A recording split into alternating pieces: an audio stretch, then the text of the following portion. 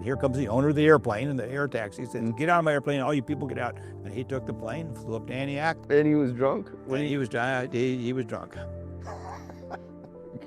But if it went through the bear, it would have killed the client because the bear was standing on the clients. So if it was standing on them? Yeah. Welcome to the Coffee and a Hangar podcast. My guest today is Phil Shoemaker. Phil's been flying for 50 years, and we look back at his incredible career as a guide and bush pilot.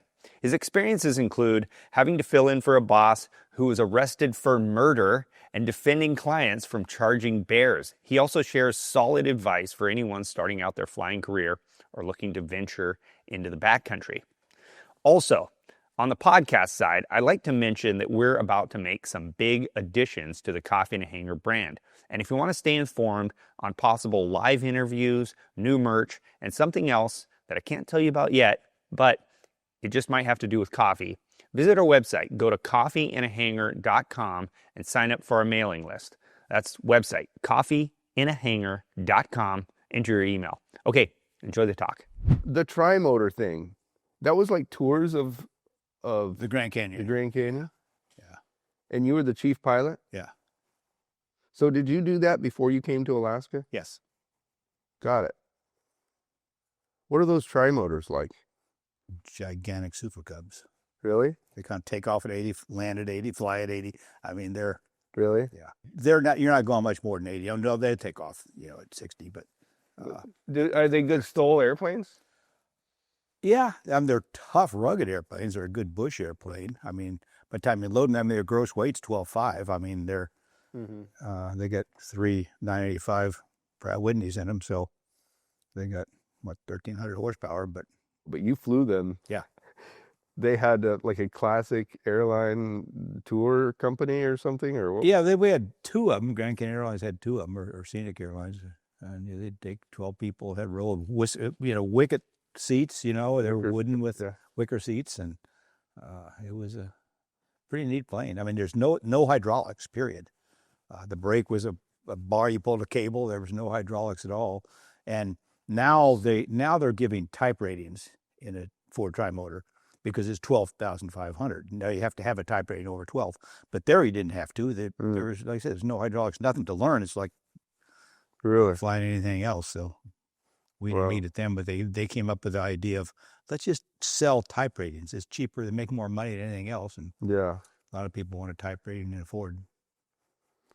It's a really cool airplane. I don't know much about them, but man, they're so iconic looking. They really are. Do they fly good? Oh, yeah. Big, big wing, big slow wing. It's just, like I said. Are they built by Ford Motor Company? Yes. And Scenic wrecked one of them.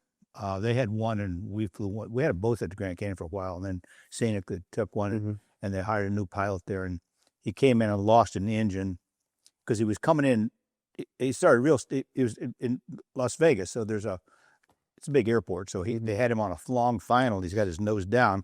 Well, the tanks had got the drain in the back, and he lost the engines because they cut out on him because the fuel was in the back. The drain was in the back, and he was nose down, and so he lost the engines and bent one up. And it was fixable, but Ford had the dies to make the corrugations because it's all corrugated. Mm-hmm. And so I forget how many they had to order, like 15 of these big corrugated sheets. And Ford sent Scenic the dies and said, next time, do it yourself. Wow. I mean, who orders, corrugated metal from Ford anymore? And they just said, here. So they had them still. They still had them because every year was it? Everything like the is 90s or something. No, this was in late 70s. So they gave them the dies. They made an order. Like we haven't had an order for this in decades. Each thing was stamped. They slide it in, stamp, slide it in, a stamp. So they were stamping this stuff one ridge at a time. One ridge at a time. Got it. It was, and Ford says, here, they made them, and they said, here, these are your dies now. So now does Scenic Air owns the dies? They still own the dies. And if anyone, how many tri-motors are around, I wonder? I don't know. They've still got one that they give type ratings in, 414 Hotel. I'm going to look at how many Ford tri-motors are there. Yeah, I got that one I flew as 414 Hotel. That's the one they've still got flying. It was neat. It came from an old gold mine in Mexico, and the back end was just corroded out and holes in it because to go to the bathroom, you just open up the back door and they had a hole in the floor and they just peed out. Well, it was corroded this much all around it. Yeah, why not? Yeah. So there's 8 of them still around. How many still flying? 8 still flying. Okay. So a total of 199 trimotors manufactured, and there are currently 18 Ford trimotors left, 8 flying or airworthy. Do you know who Frank Dorbant was? Mm-hmm. Yeah. I've seen those videos of him going into Aniakchak crater and flying Father Hubbard into Aniakchak, and we've got some of those from camp. That's kind of one of the things he was known for, huh? You're talking about, this is the guy that was like in the 30s. He was flying. Yeah. He went over to Siberia with Alaskan. Yeah. And have you seen the Father Hubbard series? He came up, he was a Jesuit priest in the 30s and 40s, and he'd bring all these students from Notre Dame, I think, were come up with him, and he was exploring all over. He climbed all the volcanoes in Aniakchak and stuff, and Dorbant flew him around. And there's films of it. There's movies. I did not know about that. There's some really good movies of it. So that was like in the 40s or something? Yeah. Or there's the story, some guy had a diary he was doing. He got on an airplane that Dorbant was flying, and they were going from like Seattle to Fairbanks. And Dorbant was like, we'll be there tomorrow or something. But they got on there and they had like a bunch of engines loaded up. Have you ever read the story? No, I've not heard this. No. They had like a bunch of engine parts loaded up in the aisle of the airplane. It was a Ford trimotor. And passengers, so they were like loaded down. Oh, yeah. And he always, speaking of drinking and flying, he always, 2 things he would do is when he landed, his buddies, he had buddies at every place, but they were like drinking buddies. And so the guy had a journal, and he kept a journal of this trip, which took like a couple of weeks. He said he was going to be there tomorrow or whatever. Oh, yeah. But it took him a couple of weeks because he kept having these problems. And for example, like the first place he landed, of course, his buddies were there, and he had to do an air show with his fully loaded trimotor. So he did like loops and stuff, landed, got drunk, and then took off again, and he fell asleep. And the co-pilot, I don't know if it was official co-pilot, but the person was there, and he ends up getting off course because Dorbant fell asleep. And so he wakes up and he's like, oh, where are we? And oh shoot, we're off track by way longer than we have fuel for, and I'm gonna have to land. So he landed, did a bush landing in like a field, which between Alaska or not a whole lot of right. And then they had to hike to the nearest town so that he could take off empty and then like go pick him up. And he did like 4 crash landings in the trip, and this dude like did the journal. He journaled the whole thing. And then somehow the journal ended up into the hands of that guy, Jim Reardon. Oh, okay. And I think Jim was good at ferrying that stuff out. Yeah. Finding it. Yeah. And I was talking to Richard Ween the other day, and he goes, oh, yeah, I am the one that got Jim that journal. Somehow some guy gave it to him, and then he ended up with it. Huh. But it was about Frank Dorbant, who was a jerk. He was a total jerk. And the whole time he got drunk. And he was landing off airport in this thing, places he had never landed before because he ran out of fuel or whatever. I thought that was so crazy. But yeah, he was drinking and flying. Not funny, but funny. Yeah, well, he got away with it for most of the time, I guess. So, I mean, yeah, I don't know what the rules were back then. Was it legal? I don't know. I mean, it wasn't wise, probably, but no, it's not wise for sure. But it is a funny story. It just goes on and on. The crazy things that just one trip. Well, you have to see that film too, that movie. I'll have to look at that. I never heard of that. So when you were flying down there, how was that like your first flying job? Or basically, I flew once I got my license in Sedona. I was doing some charters for them, and And we'd fly a lot for the movie industry because we'd fly Hollywood stars back and forth from Hollywood because they filmed a lot in Sedona. Oh, okay. So, and I did a lot of night flying film down, and then I applied for Grand Canyon Airlines and Wow. got on. I'd been working for there beforehand, so for the Park Service, so I knew the area well. Why did you decide to come to Alaska? It just I'd always been intriguing. Are you a hunter? Were you a hunter back then? Yes. Yeah. You really? I always. I mean, as a kid, I was chasing things with my bows and arrows and stuff. Yeah. And were you like big game hunting in those days? Yeah, I mean deer, but that's Alaska. It's almost small game, but yes. Mm-hmm. Yeah. Yeah. Hmm. So Alaska, that had to have been part of it. That was, yeah, definitely was. Did you think a lot about like, oh man, I'm going to go up there and hunt giant grizzly bears or? I didn't have any preconceived plans. I just knew that's what I wanted to do. Yeah. I mean, have those preconceived plans, things kind of fall apart. So Yeah. you just kind of think it's fun. You were like your late 20s or something, right?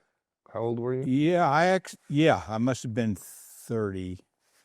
Yeah, because I came up, I was doing river trips in Grand Canyon too, and my wife stopped by. She wasn't my wife then. We were dating. She needed a boatman. Said, "You want to come down?" I was leaving for Alaska. She says, "You want to come do a row a river trip? We need an extra boatman." So I went on it. I said, "I'll come if you come to Alaska with me. I'll go on a river trip with you." So. I mean, you didn't even know if you liked her yet. I had known her off and on for years. Okay. Yeah, I mean, I'd seen her around, and I thought, hey, this might be a. Was it a joke? I mean, were you joking around? No, I wasn't joking. I mean, we've been Wow. married 46 years, so. No, I'm not it wasn't arguing a joke. success. Yeah. It's kind of a crazy thing to ask someone right out of the gate. Oh yeah. You could see in her eyes, it was like, whoa, wait. She, I got to come back. I got a job. I said, I'll buy you a ticket back. Okay, so you were like, she was gonna fly with you. We were driving up. Oh, you were driving her. Driving up. I had a little Volkswagen. I thought air conditioning. So I thought an air cooled Volkswagen would be perfect in Alaska. Nobody thought of that. You don't need water. Yeah, well, you need heat in the wintertime. Yeah. So when you came up, she was just like your ride along. You, in other words, you needed a road trip companion. I needed a road trip companion, and we're still on that road trip. Yeah, that's cool. What a crazy adventure, man. When I first got here with my wife, we drove up, and I got an offer, a packer for a hunting guide, and I was like, oh, cool, I like hunting, I'm going to go do that. So I went up there in the Chugach Range and worked as a packer. Yeah. Well, day 3, the guide sprained his ankle and had to come to town to see a doctor, and was promptly arrested for murder. There had been a warrant out for his arrest. For murder? For murder. He had been at what was that little bar just outside of Wasilla here. He had been a bouncer. He liked to brag about all the guys he beat up, and he carried clubs and break their knees. And he liked to brag about how he hurt people. Well, Jeez. He had hurt somebody bad enough they died, and it was a warrant for his arrest. And I became a guide after 3 days. Hey guys, we'll get right back to the interview, but first, let's talk about the easiest way that you can support us in making more content like this. One of the most overlooked weight savings you can do on your aircraft is seat upholstery. In addition to losing an average of 5 pounds and as much as 45 pounds in extreme cases, redoing your seat upholstery will make you more comfortable while you're flying, add value and curb appeal, and can even have added safety margins. We'll talk about the safety features in another video, but for now, let's focus on weight savings. Some old aircraft were built when the upholstery and foam technology was, well, still using horsehair for cushion material. Not to mention that a lot of seats have several layers of upholstery stacked on top of each other. All this can add up to significant weight savings. This customer saved 8 pounds on just his Cessna 170 pilot and co-pilot seats. This customer saved 11 pounds on his Super Cub seats. We just put these seats in Jack's Cub. We saved, what do we save? 11 pounds. 11 pounds. Scotia over 11 pounds. That's pretty awesome. And this customer saved nearly 20 pounds just on his 180 bench seat. Comment light below and we'll get you an estimate on what you could save on your aircraft. And I became a guide after 3 days. I was like, Are you kidding? yeah, that's kind of what I thought. The guy that put me out there, I was like, oh, that's So he just was like, "Hey, here you go." Get your He's, guide. I'm the only one out in the field with this guy. And he said, well, you just guide him. I was like, I just got here myself. You have to have a license to do that. You have to do a test. You do. or You have to have a something? license, a hunting license. There's all sorts of regulations. And you didn't have this. They weren't, not at the time. I'm just like, well, I'll just keep hunting with this guy until I come back, and then I'll get, so. So you ended up doing all his hunts. Yeah. You did all of them that year. Yeah. How'd you do? We did fine. I still, that first hunter was a Canadian, and he always carried a silver. He gave away silver dollars, Canadian silver dollars. That was he. They called him Lucky, so he gave everybody a lucky silver dollar. He was a cheap guy. That's why he gave his tips. But I've still got that. That's the first dollar I ever made guiding. Wow. Still, it's a silver dollar I got as a tip that year. So Wow. maybe my guiding was only worth $1, but that's fine. I still got it. So No, that's pretty cool to have something like that. Yeah. Especially with the career you've had, and. But I needed to, I've been flying for Grand Canyon, so we needed to get some money, and you can always get a job in Bethel. Still can't. Got it. Yeah. And the day I showed up In Bethel? in Bethel, the chief pilot, it was the chief pilot's day off, and the owner was there. And he said, can you fly a tail dragger? I said, yeah. I had that tailorcraft for a couple months. I could fly a tail dragger. He said, well, here's a 185. Take these clients over to Tooksuk Bay, and then go to Cape Newingham and come on back. And I was like, okay, where the hell's Tooksuk Bay, and where's what? Get out a map. And So you called him ahead and said, he said, we need a pilot, come on down. Got it. And that was my first day. He said, and it was marginal, let's say, Okay. by Bethel standards, it was marginal. Wow. And he sent me to Tooksuk and Cape Newingham and in a 185 and picked some people up, and I flew back, and it was, maybe down to a mile and a half, and got back, and chief pilot came back, and he's like, where's the new pilot? He said, oh, he's, I said, we got him a house, and he's gone. He said, he was flying. He said, what do you mean he was flying? He's not even checked out. He said, well, I figured if he made it back, he was a good pilot. That was how they ran operations. What was the outfit? Do you mind telling me? Bush Air. Bush Air? Bush Air. Ronnie Peltola. He was a legend, maybe. Really? But Why do you say he's a legend? just for the how long he'd survived. Really? No, he was. Do you mind telling some of the stories that you were No, telling me earlier about him? I don't mind. I would love to hear some of that stuff. Oh, he was. I don't know whether he had a drinking problem or not, but he'd show up drunk as a skunk and get out of my airplane, and he'd take off. And What do you mean you would say, get out of my airplane? I was loaded up in a 207 with paying passengers to take off, and we hadn't taken off yet. And you're on the ramp, and here comes the owner of the airplane and the air taxi. He said, get out of my airplane, all you people get out, go sit in the lobby. And he took the plane, flew up to Antioch, got a bunch of Christmas trees, and came back. And So, and the people, people were there like, they had already booked. They were going to their village. They were going home. And they're like, what are we going to do? And at least the pilots that are waiting with them. So they sat there they sat there, and I sat there, and he was back, and I don't remember how long it was, hour and a half, 2 hours. Gosh. Came back with a bunch of Christmas trees. He threw them in his truck and drove off. And he was drunk? he was drunk. And then another day he fired everybody. He came in. He was pissed off at the world for whatever reason. He fired all of his pilots. Wow. I was like, okay, So he go home. Good. I go home, spend time with my wife. And next morning he's beating on the door at 7:00. Get to work. I said, you fired us. You fired me. He said, well, get to work. I'm going to fire you again. It's like, okay. So it was kind of volatile working for him. How many flights did you do for it? I worked for 2 weeks until my first paycheck bounced. So you worked in an... Yeah, I did flights all over, my paycheck bounced. I went to the grocery store and they said, paycheck, I went to the bank and my wife got a job at the bank. I'm flying, so she looked around and got a job at the bank, and the check's no good. But the grocery store would take it. I mean, he was local. I mean, the Peltolas are still local in Bethel, so the name's well known. So they cashed it, and I thought, well, okay, I'm home free on that one. I've got to be careful on the rest of it. So the grocery store cashed it? Yeah. So they knew. well I'm sure he's still there. I mean, So they knew eventually it would get paid, but Yeah, so you worked there 2 weeks and then just you jumped worked ship. 2 weeks, and I started looking at logbooks. I saw the airplane was it had timed out.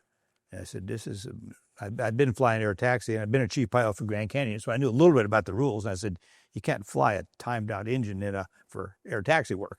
And this thing is, and the pilot, who I assume he got hired about like I did, he didn't know what he was doing. He said, we got a new engine right over there. And I look at his engine, it's covered in mud and dirt, and it looks like they'd cut it out of the cowling, and the prop was bent. And he said, that's the engine. We're going to put that in there. There's still time on that engine.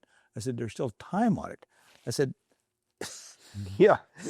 I'm not sure I want to fly that thing either. Yeah. So it like had a prop So spike. so I realized this is not an outfit I really wanted to work for. So I went next door to Executive Air and Tom Rallage, and he ran a good operation. And So now fast forward, what, 40 years? How close, yeah. What year was that you were first in there? I was flying in 81, 82 there in Bethel.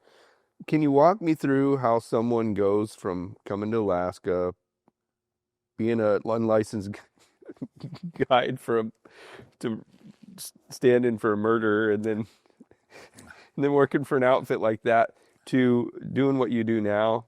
Like where did that? Can you walk me quickly through your career and how that path happened? That's just an Alaskan story, I think. And there's probably lots of them. Yeah. This is what I'm going to do. I don't know how I'm going to get there, but I'm going to Eventually going to get there. But people ask me, how do you become Alaskan, bush pilot? I said, well, come to Alaska and start flying.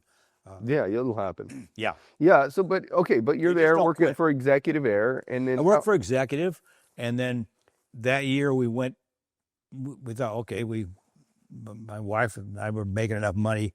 We didn't have any expenses.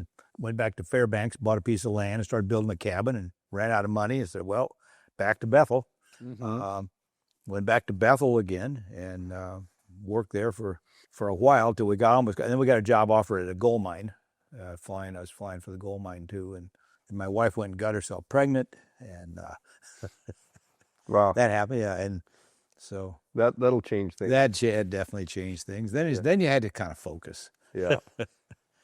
When did you start working for yourself, and how'd that happen? So we picked a spot along the Yukon-Alaska border from almost the Yukon River all the way to the Brooks Range, and went up there and found some spots I could land, and built a little cabin and some tent frames, and we guided there for a few years, and accrued enough clients, and that wanted to hunt other places, and then this place came up on the peninsula for sale. And why do you prefer the peninsula, pardon my ignorance, over that place up there?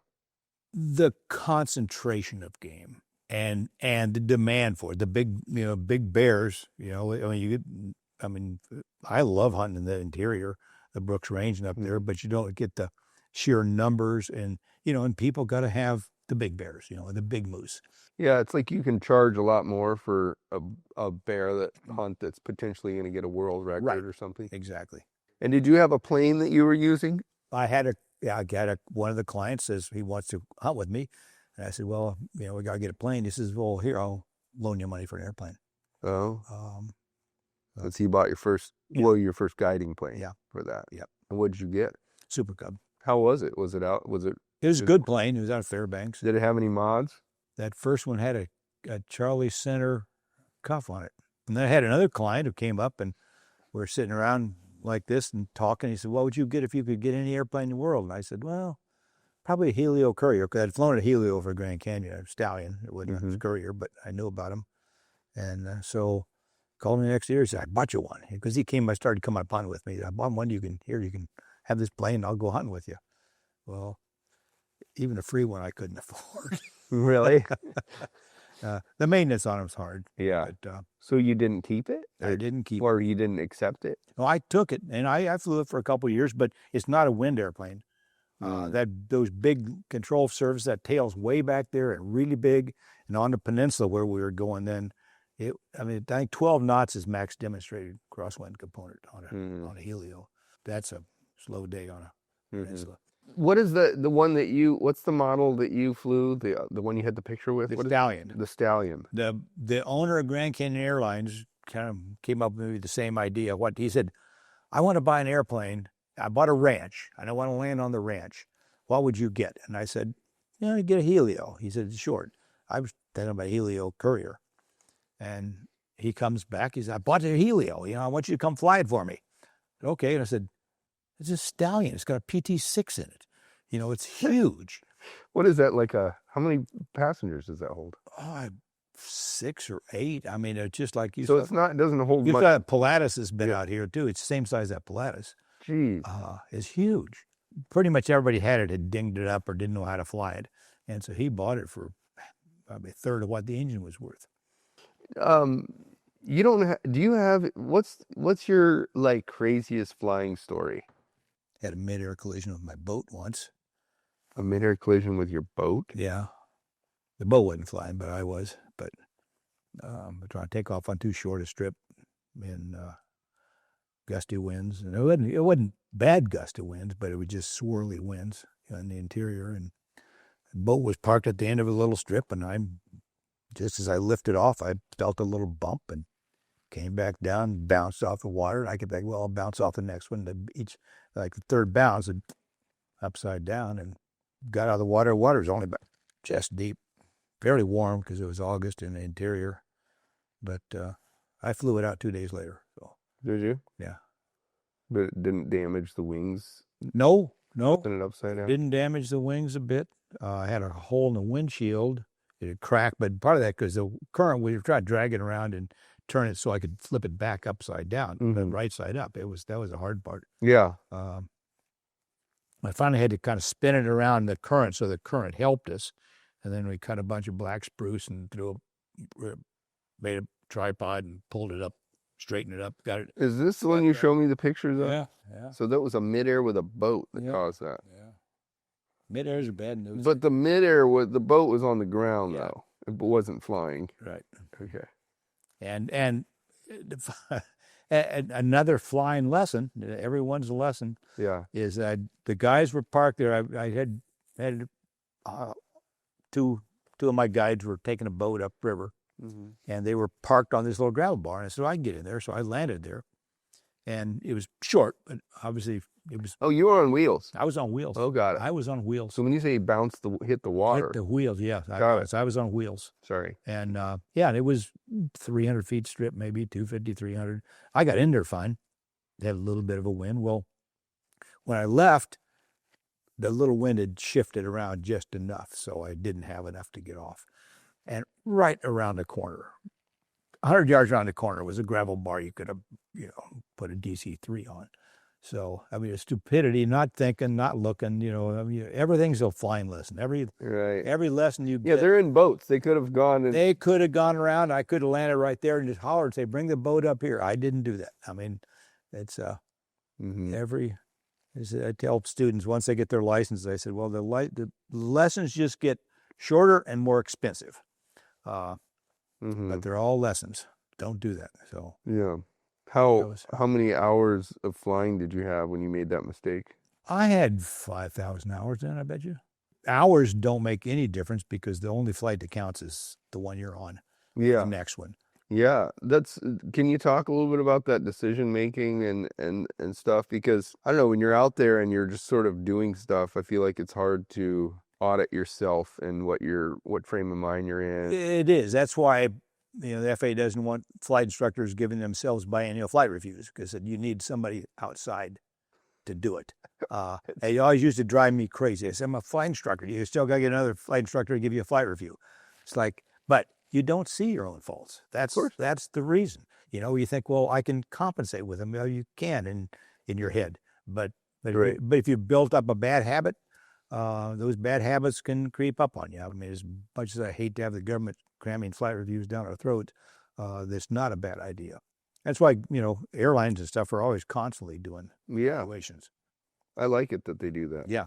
As far as decision making, when you're in situations where there's a lot of unknowns, right? Going into unknown strips, unknown gravel bar, whatever. What do you tell people that are learning like to sort of prepare them for coming into situations like that and making decisions? I mean, everybody's always afraid of failing or not doing it right. And I've always told them all, don't ever be afraid of doing a go around. Just Yeah. you know, don't say if it doesn't look right, you don't feel right about it, go around, come back and try it again. Mm-hmm.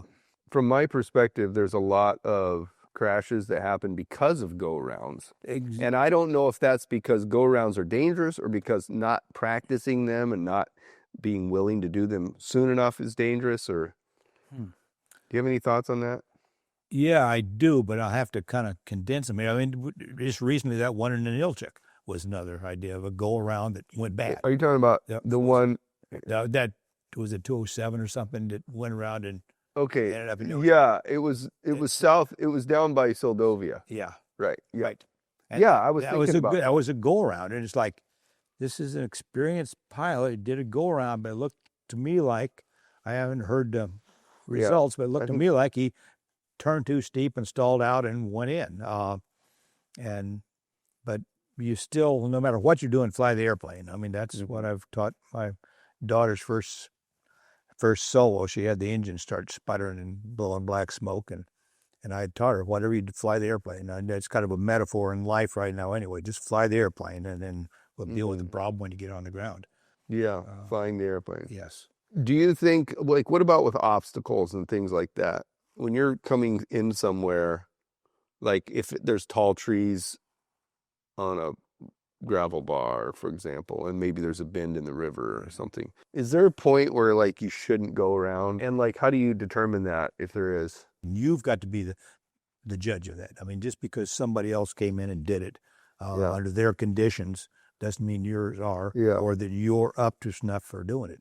I was taking a hunter one time up on the Charlie River in the springtime, and I got landed on a gravel bar. It had big chunks of ice on it and stuff, and I wanted to drop my hunters off so I could float down, but I wanted a friend to take the plane out. Well, I had a friend, and he had maybe 100 hours in a Citabria, never flown a Super Cub. And I said, will you come fly it for me? And he said, sure.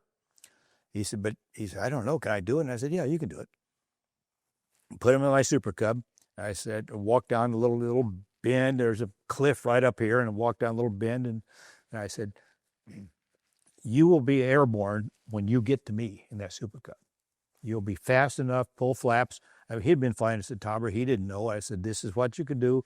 I'll walk down there. He said, if you get to me and you are not in the air, you're going to have time to stop. But if you are, don't worry. As soon as you're flying, just keep flying, keep your flaps on, make a slow turn. You'll miss the cliff and everything else. He was scared to death, but he did it. And he's still doing a lot of flying in Brooks Range right now. Well, but he still tells about that. He said, I was scared to death, but you said it would happen, so I did. So, but I knew. I said, you should be off by here, but I'll walk down, give you a little leeway.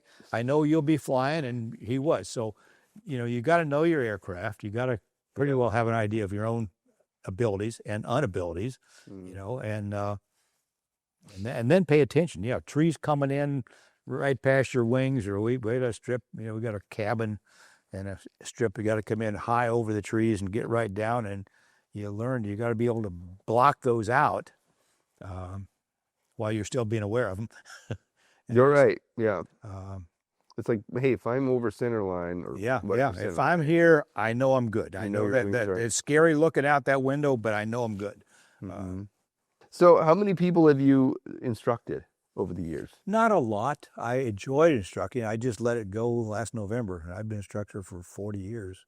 I liked the new students. I like that light in their eyes when they realize I can do this. Oh, really? I can just, That's cool. They started calling me the flight infector because I wanted, that's the exciting part about it. How many years have you been flying? 52 or 3, I think. And that incident on the river with the boat, is that the only time you've been to anything, or or had an incident? No, I got blown over in Bethel one time in a 206. The winds were so hard. I was sitting on the runway, and the winds started blowing me across. It was icy too, and no, but you weren't like flying. No, I was sitting in the plane. The plane was running though, so the engine was going to keep it heat. We were waiting for the school kids to come out. and the wind caught me in the back, and all of a sudden the plane's just sliding, and I got the brakes locked up and feeling, and the brakes are locked up, and I got the edge of the tarmac, and the nose wheel dropped in here, and the tail just slowly came up and plump on my back. And that's why I learned you always put your hand up before you undo your seatbelt. So that's it for all those years? Yeah, I put up that same blue Cub in the alders one time. Came by I was taking off here again, strong winds on the peninsula, and I was taking off. I just lifted up as I came by a big patch of alders, and that wing started dripping, started going down, and so I tried to correct for it, and it dropped. The more I did it, it's like I pushed this way, and the wing wanted to drop, and so I was there. I got that confused feeling. It's like, okay, what's not working, And I slammed it over, and it just cartwheeled right into the alders and spun the plane around. Was it just too It was a gust or something? Well, it was blowing right. There was no wind behind those alders. I had a headwind. I had a crosswind, but I had enough to fly. But then that wing gets shaded up, and that wing didn't have enough speed to fly. This wing did, and it just kept going up. And by changing, it just made it even worse. And so the wings, it just sucked me right in the wind and cartwheeled into the alders. But like you were saying, they're amazingly soft. You were rolling because of lift, not because of exactly. Wow. But yeah, that's about it. So, but that's a pretty good safety record for flying that long.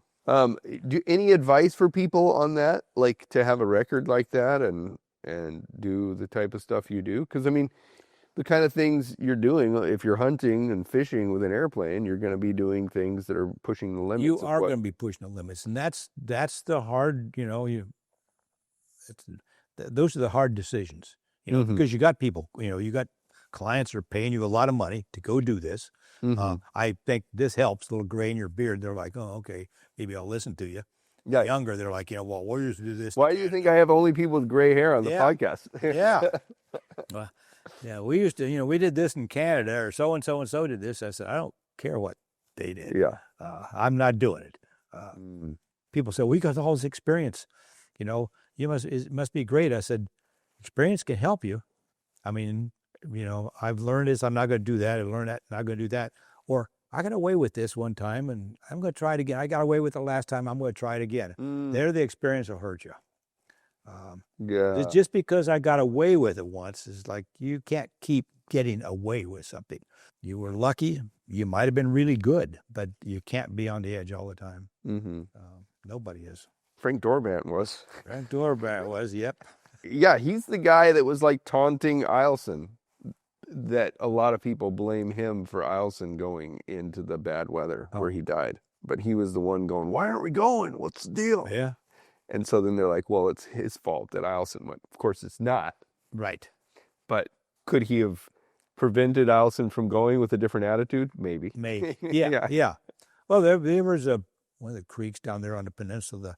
The owner of the lodge, his pilot in the other airplane turned around and it passed. Said, no, I can't make it. And they said over the radio, the owner said, well, you don't understand. I've got to be back there. I'm going. And he flew right in and died. So that attitude, I've got to do this. I have to do this. I'm too important, or this meeting's too important. You can always do it tomorrow. I mean, you may have had a deadline to do it today, but that's why I call them deadlines. So oh my gosh. Wow. Yes, that is a great point. It's a deadline. Yeah. I like that about flying. That's what I like about, I'm going to go out somewhere.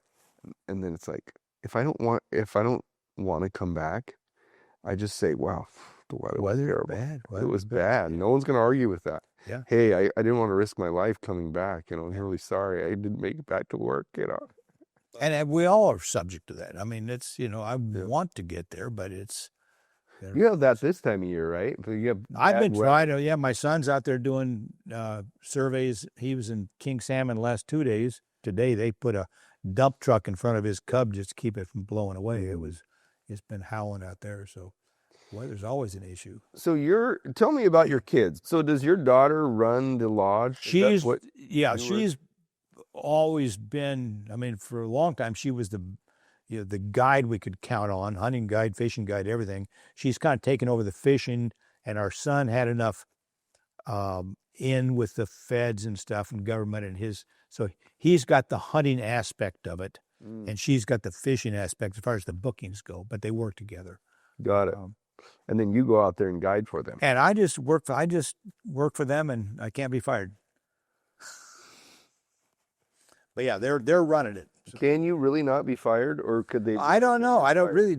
It's family. I'm not sure. Say that, but not sure I want to try. They'll chew my ass. They're not afraid of doing that. That's awesome. But I can just claim the grandfather. So are you guys like gung ho 100%? I mean, like fully booked? Yeah. Wow. Yeah. I mean, we'd like to think, well, it's because we do such a great job, but we also don't take a lot. We try to manage, our areas, and we don't take we've had more permits on our federal permits than we ever use. We know we've got them. We could sell them, but we don't want to deplete the resources. Got it.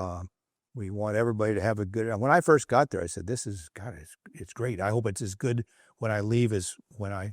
Is it as good? Do you think it is still? I think it is. Yeah.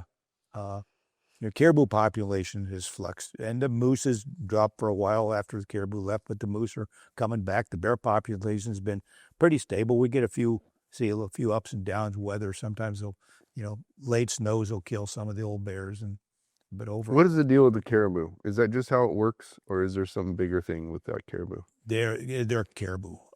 What's the old saying? Nobody knows the ways of the winds and the caribou. But the caribou, I mean, they're fairly specific in their main feed, especially in the winter for the lichens, and they eat themselves out. Their lichens is a slow growing thing, so they'll eat enough of their lichens, and they've got to move. That's the feed that keeps them over for the winter time, and that's the critical period.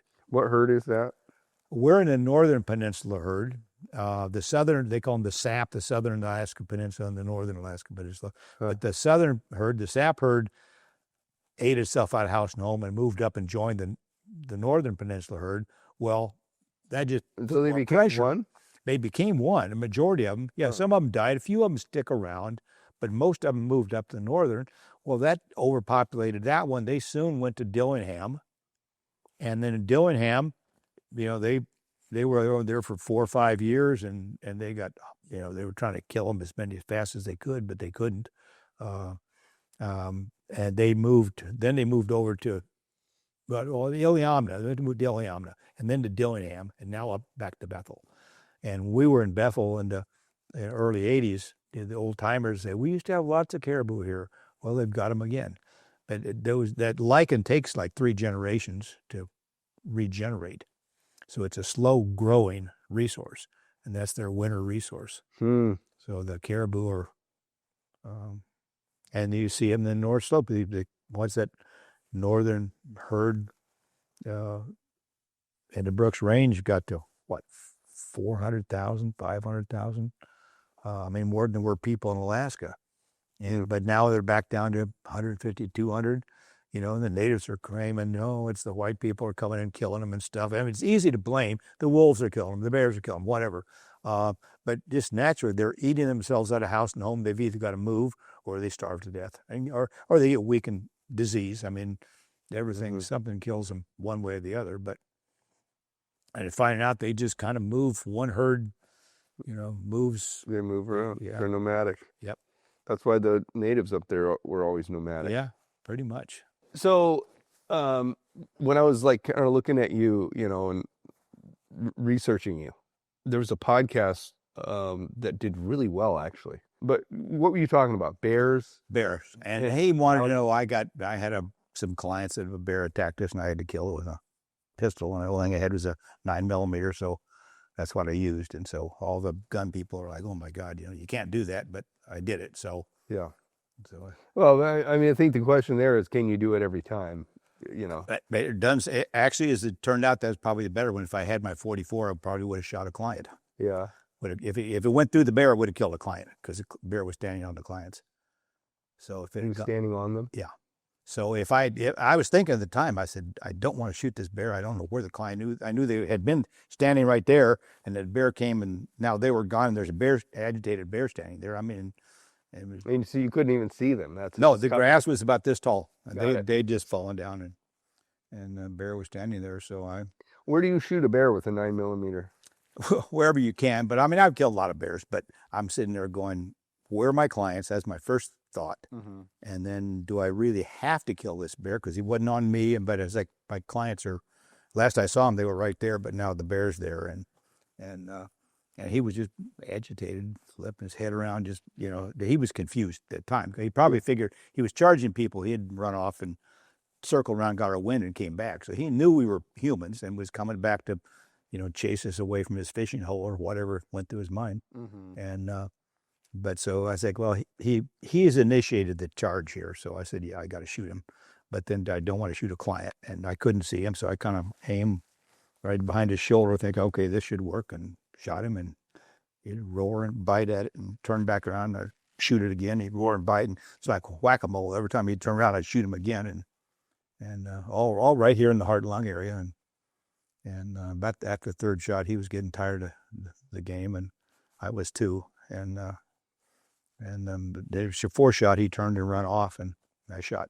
But I don't know why I shot that. When I'm used to guiding bear hunters, when the bear's getting away, I shoot him and try to break their hip or something or kill him. Mm-hmm. So I shoot him in the rear end, thinking, "Wait a minute, he's leaving. That's all I want. I don't. I just want him. He ran off. He didn't run the length of this hangar, and he's dead. And they pop up out of the bushes and look around, and Were they okay? they were perfect. I mean, a little shaken. He had been standing long? Yeah.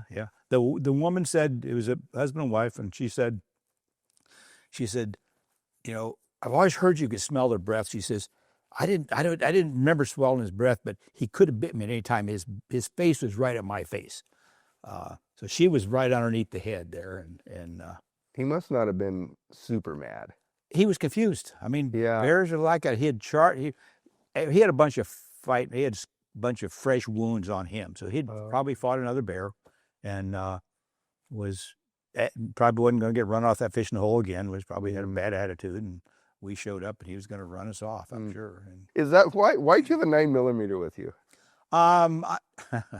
another story.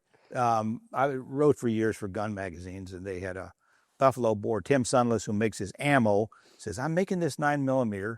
It's a hard bullet, it penetrates deep, and it's for somebody that, doesn't want to buy a big hand cannon. They might be coming to Alaska once and see bears, and they want to carry their own gun, and this stuff should be good enough for that. He said, would you test it? So I stacked up some magazines, and I shot my 44 in them, and my 357 in a rifle, and I shot that, and I was like, yeah, it penetrates pretty good. I said, it would probably work.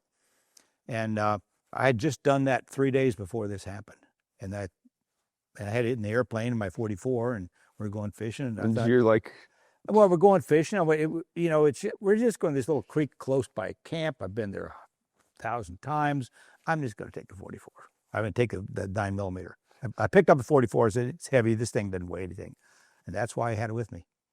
And I called him 2 days later. I said, you're not going to believe this, but I tested it. it worked. And here's some photos to prove it. And so he instantly called the NRA. Of course. Everybody. Oh, yeah. It blew up. So I finally wrote an article a few years ago in a Gun Digest about the story. But What is the best gun to carry for like a hiker, backpacker for grizzly? one that you're comfortable and competent with. Yeah. And I came back, my daughter and my wife both said, well, what the hell are you doing with the 9mm? You got a 44 and stuff. And I said, really, as it turned out, it made me think about it too. I said, we went down to the shooting range a couple days later, and I put a couple little blocks of wood, at our feet, about here to the camera away. And I said, here's my 44. Shoot as many of those as quick as you can. They're like, boom. Yeah, you got to reorientate. Boom, and I said, we missed, and I said, and here, take it with this thing. Go boom, boom, boom, boom. I said, you're hitting them. And the hits count. All those big, loud misses don't do a dang thing. Mm-hmm. So competence with it, and I tell the hunters the same thing, is that bring a gun that you like shooting and you're comfortable with and competent with. And pick a good bullet and shoot them in the right spot, and you'll have a bear or a moose or whatever you want to. take home. That's good The advice. guys buy new. It's like people buying some of these fancy airplanes think they're going to go win the Valdez Air Show because the airplane's good. It's competency is you can't buy competency. The thing with the Valdez Air Show is like it doesn't mean that you can go out and land somewhere tight. Not at all. Just because you win the air show. You want to do the real air show, throw 300 pounds of moose meat in the back and some And do it on a curve. and some gusty winds on a Do it on curved an runway with a good slope on it, and then come back and do it again. Yeah. Well, the thing I've noticed is that it seems like the people doing it aren't the bush pilots anymore, but it used to be that it used to be Chuck McMahon and the Ellises. Yeah, Ellises and Paul Claus. Paul I mean, Claus. he's a good stick. I mean, Exactly. he's the guys that really can fly. Those guys don't do it anymore, I don't think. It's all people that are just recreational. Right, and you want to go down there with your working plane, and they can fly good, but somebody gets in their little tricked out airplane and gets off quicker, and oh my God, they're the winners. It's like, yeah, but let them fly with me in some nasty weather, and Yeah. So the fish in the area where you are keep the bear population nice and steady. right. And so that's why you went down there. That's right. That big fisheries. I mean, Dillingham, all that Bristol Bay where the salmon come in, the whole Alaska Peninsula gets the salmon runs, and those salmon they're kind of the. And there's pretty much always going to, well, that's not true. I mean, hopefully it is true, but salmon, it's like, even if you have a bad year, there's enough to feed the bears. There are, and let's hope they. Yes. Yeah. Hope so, but it's always that. Yeah, but what's going on in the Yukon River right now? We used to catch king salmon clear up, the Black River and off the Porcupine. Used to catch kings up there. And then where are those? Are those rivers way zero by the? Those are off the Yukon, but the salmon run, especially the king salmon run on the Yukon River is way down. Yeah. Yeah, I mean, it's pretty much everywhere. All that trawling, I don't know if it's trawling. I mean, here, usually there's multiple things that are causing it, but. What do you think about trawling? It looks wasteful to me. Do you want to talk about it? This is a great opportunity to talk about it if you want. Well, it's. You can speak your mind. The way they're doing it with very little oversight, and the amount of bycatch and what they're throwing away is. Give me an example. What are they doing? Have you seen what they're trawling? They're dragging the whole ocean floor, so everything gets sucked up, and they're pulling them up into these big ships. And then what they don't want or are not allowed to keep, usually is dead by then, but they're throwing it back in. So they're just. That's the issue. If there's so what's a trawler? It's a giant net they just drag across. It's a giant net with chains at the bottom, weights at the bottom, and the size of this hangar or bigger, dragging it across the floor of the ocean. And what are they trying to catch? Whatever they're allowed to catch, whether it's pollock. Pollock is a big thing because they're feeding lower on the food chain there, but pollock and. Is it true that those guys are from McDonald's, basically the fish sandwich? Yeah. Because that's wwhy they're scooping farm that shit. They're farming it. Couldn't they farm it instead of catching it? Seems I always was surprised to know that those sandwiches are made from wild caught fish rather than farm fish. Oh yeah. Doesn't it seem like it would be a farm thing? Well, except they wouldn't grow on a farm. I mean, that'd be like growing moose and having moose farms out here, I guess. Yeah, but I mean, it's just weird to have something that prevalent. I mean,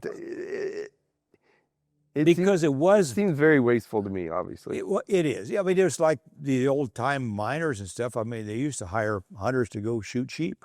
They all, in the early 1900s. They wanted meat, for these, whether it's a mine or anything else, Go shoot 20 sheep. Go shoot 20 sheep. Didn't matter if it was ram's ewes or anything else, it's sheep meat. Yeah. And it's the same. Well, it's like that, except. On an industrial scale. Right. And you're catching things that take 50 years to grow. Yeah. And you're killing everything to do it. Yeah, that's really bad. I mean, I don't. Yeah, it's unsustainable, and Well, it's not. Saying that something's unsustainable is not doing it justice, no, because it's more than unsustainable. It's not just unsustainable. It's destroying a resource that takes a human being's lifetime to rebuild. yeah, or more. Let me just do this. Kind of a question I ask everyone is, let's say I've got 150 hours and I'm kind of been flying around doing airport to airport stuff, and maybe I go out and buy a bush plane and I'm really excited, and I come to you and I'm like, hey, I'm so stoked. I just got a bush plane. I'm going to go crush some gravel bars. Got my fishing rod. And what do you tell me to keep me from wrecking my plane the first year? That's a good question. Doesn't seem, most people don't know that, because that's why there's so many wrecks around here. But but I always take if I can, a student. I would just had my son-in-law. He's getting our new producer there, and we're swapping planes. I took him up Kinnick and just do a bunch of touch and goes and show him what to look for. Learn to do spot landings. Learn on a big strip. Put some a cone out or a stick out or a bush out or something, and get so you can touch down, at that spot. Learn get your accuracy down, and that's the first step. Accuracy, consistency. yeah. That's what I noticed in some of these big. We were talking about fly-ins. We used to have fly-ins up in Circle Hot Springs in Central, and we'd have the fly-ins every spring, and we'd do short takeoffs and landings. But people would be measuring every one of them, and it's like, okay, you could see at the end, this person had the short, you got the shortest takeoff, or you had the shortest landing, but this person was consistent, and that consistency is what you're really looking for. Right. So I mean, because one person had a 100-foot landing or something, and then, but their longest one was 300 feet. Yeah. And then, but this other guy is 120 feet every time. Yep. So it's not the shortest, but it's every the time consistency, it's the same. and a consistency in knowing what you can do. Yep. Yeah, it's a confidence, I think. Right. That comes from doing it. It's like, I can do that. That is the confidence. And then then you got to start stirring. Okay, a little bit of wind. That's what's nice to learn to fly on Wolf Lake, because you got wind. At first they're scared to death, and it's like, oh, okay, well, I can do that. I can do that. And so they go to someplace else, and there's a little wind, and okay, it doesn't bother me. But and it's one step at a time. I think that's really key of the idea of consistency. And when I said you have confidence, what I mean is that if you can do something consistently, then when you're coming in to land somewhere, you don't really have a question of whether you can do it or not. Exactly. I can land here. And your reference between trees and stuff is like, okay, I've seen that. I know I can do it. So you got to kind of put that out of your mind and focus on the job at hand. Yep. And it's like, and when you got to fly the airplane. Yeah. It doesn't matter the distractions. Do what you're doing. Finish that up. Your engine quits on it. Just fly that airplane to the wreck. Okay, that's a better spot than this one. I'll go there. But but pay it. Do what you're. Just keep flying that plane, and then once you get good at, you're consistent. I can get into that spot, no problem. You walk across the fields. Yeah, I could land a plane here. And most people wouldn't know it, but if you've. What do you mean most people wouldn't know it? A lot of people go, can you get a plane here? They think, oh, you fly over. Can you land there? And go, oh, I don't think so, or I don't know. And if they've done it enough, yeah, they know, yeah, I can do that or not. But that's your confidence and consistency. Yep. And experiences that, conditions are good enough, I can do it. So would you say that it's an accurate statement that if you feel really uncomfortable about something that you're about to do, that maybe it's not something you should do? Maybe it's actually either one, you haven't practiced enough to know, and you probably shouldn't be doing it, or two, it's outside of what you know. Right. And goes back to what we were talking about, the pressure you get, especially when you're guiding and you got some hunters, or you got fishermen you want to go in here, or your family wants to go see that. You're like, well, I want to do it, so I'm going to try real hard to do it. That's where you're constantly judging it with your own known abilities. And we see it here in the valley especially, but like Fairbanks too. The weather gets like this. People haven't flown their airplane all winter. Go out there and let's get the plane going. Let's go flying. And they're rusty. And back to why we do biennial flight reviews. And I thought that was really interesting what you were saying about bad habits that they can form without you knowing it. And that's why we do flight reviews. And it's like, man, what bad habits do I have? And you don't know because you've got away with it. That's where experience can hurt you. You've got away with it. Well, I can do that. I can do that. You know, I can. I was thinking that today when I landed here because I went over to Birchwood to do an errand and I came back and it was blowing pretty good. And I came in landing and I was going to land at my normal spot. And I was like, after I landed, I was like, man, is that a bad habit? I kind of think it is because there's so many options of where to land. When you're coming in, it's like, well, do I land on the north side or the south side grass? Do I land in the gravel before, you know? And I usually land in the smallest patch of grass on the north side just because I practice. Right. Yeah, you practice that. And that's And I did about half of it, right? So it's not really that bad. Right. But I was going to do my normal deal, first time on wheels, and I'm coming in and it was pretty gusty. And the windsock was going from straight in to like 90. Which is normal. That's But I thought, well, I can land. The thing about the grass is it's segmented, and I don't like to go over the taxiways. That's not good. So you either land on the pavement with the bush wheels. But my point is as I was coming in to land, my plan was to land in the little grass patch that I always do, and then I was like, I'm not going to do that. I'm going to land in the gravel before the runway. A significantly different place. It's a quarter of a mile before where I was going to land. And I landed there. And I thought, I think that's a bad habit. You know what I mean? Yeah, well, maybe. Change your mind and just land somewhere. Maybe I should have gone around and done another approach. But then again, that's how you get experiences and knowledge and I don't know that it's dangerous. So it's always because I've got all these options, but I do think those kind of mental things is dangerous. You've got to kind of thought. The mental thing's got to be operating all the time. Whereas I should have either said I'm going to land there or go around. Instead, I was just like, I'll just do whatever I was sinking out a little more than my descent rate. The air was descending, where I was flying, and so I was sinking really good. And I thought, I'll just land there. Yeah. It's perfect. But I think things like that need to be more difficult. They can be, but that's how you need to be thinking, though, every time. What do you mean that's how I need to be thinking? I mean, I'll go in. I've done the same thing. I don't know how many times. It's like, I think I'll just plop in there just for the heck of it, just to see. And then after you do, it's like, I didn't think this through very well. You're judging yourself all the time too. Like you said, well, yeah, I did it. It's fine, but I didn't really think over that. And what you're saying is the judgmental. The judgmental. So Exactly. the way I was judging it and questioning it is good, you're saying? Yeah, right. Nice. That's good. All right. Do we have enough? Can we call this a day? He's got, you got a barbecue. Yeah, I'm supposed to be chef tonight too, I guess. Cool.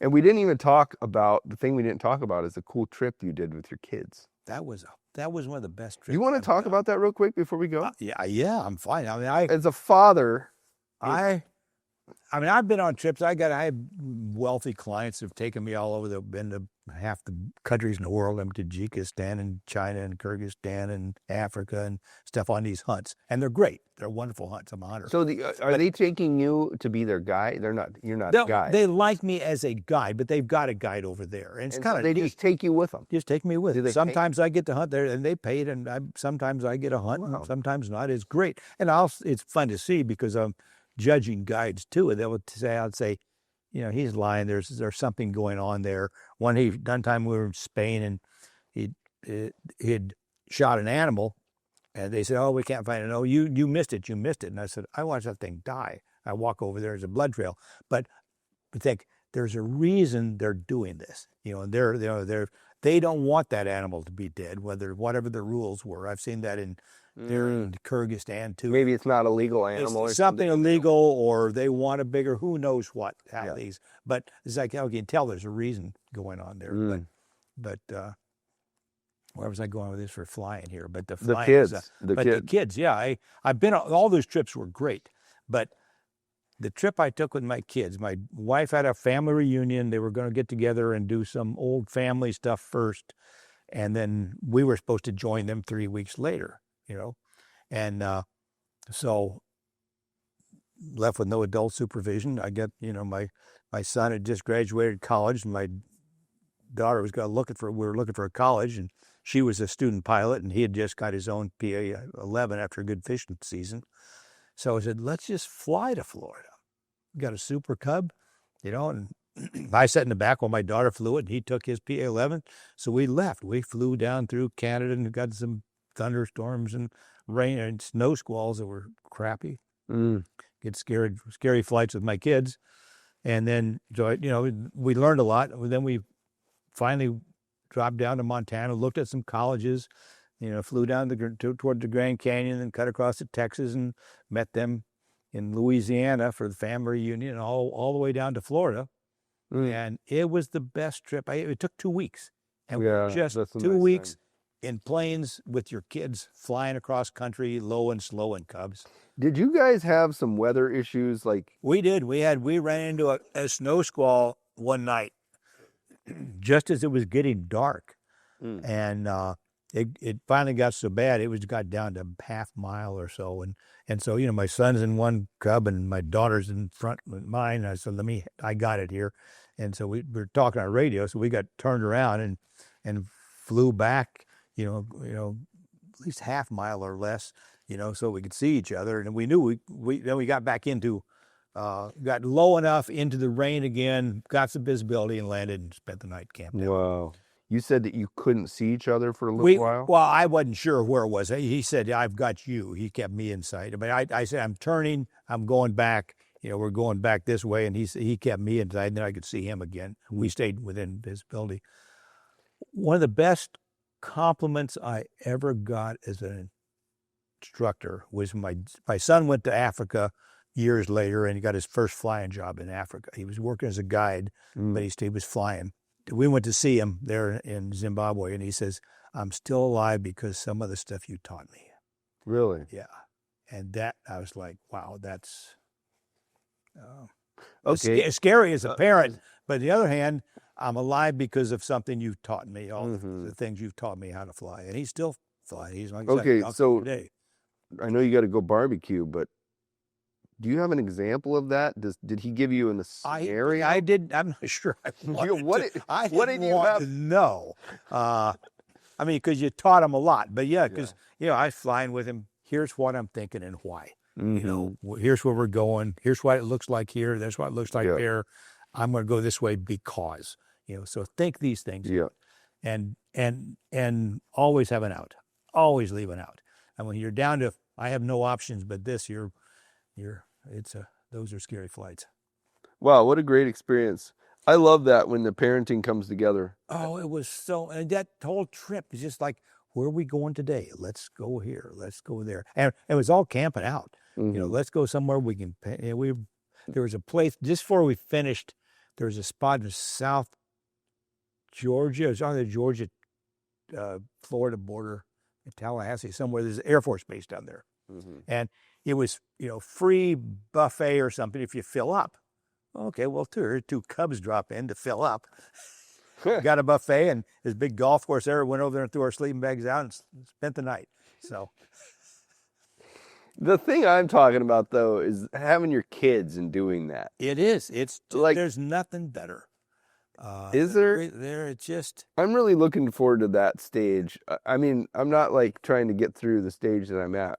No, it goes through fast enough as it is. Some days slower than others, but still. But I kind of understand it in the sense that right now he still can't brush his teeth. You know what I'm saying? Yeah. And at some point he's going to brush his teeth on his own, and it's probably going to feel similar to that trip. Yeah. But when you do something like that's that big and epic. Yeah, it was, and I the whole way down I was thinking, this is more fun than any of those fancy hunts I've been on. I got my kids and we just got 2 airplanes and we go wherever we want to. Yeah, a P-11 and a Super Cub. Yeah. Right. And just fly along, and that looks like a good spot to land. Let's go land there. Let's go do that. Yeah. Let's camp here. Mm-hmm. It was fun. Well, and I think that's a problem with a lot of people in Alaska that work. You're always working with your plane. Mhm. And there's a lot of people that come up here and they go, oh, I'm just going to go fly around the state all summer. Yeah. Yeah. Like, well, that must be cool. I'm sure it would be. Yeah, I could fly around the state all summer too, but you're working. But Yeah. and there is a different thing. It was Yeah. just being able to have those planes and go Mhm. fly for fun.